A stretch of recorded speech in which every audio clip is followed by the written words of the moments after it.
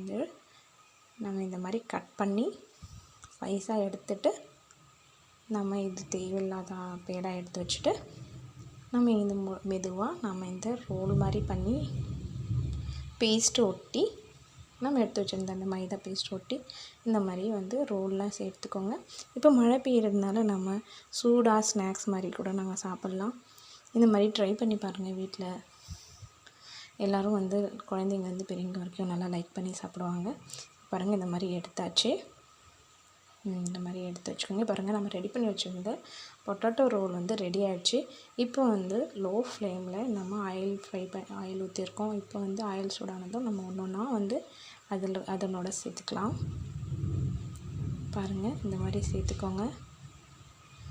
அதுக்குன்னு நிறைய போடாதீங்க. உங்களால் உங்கள் பேனில் எவ்வளோ போட முடியுதோ அது மட்டும் போட்டு ரொம்ப ரொம்ப அழுத்தம் கொடுத்து பெரட்டக்கூடாது.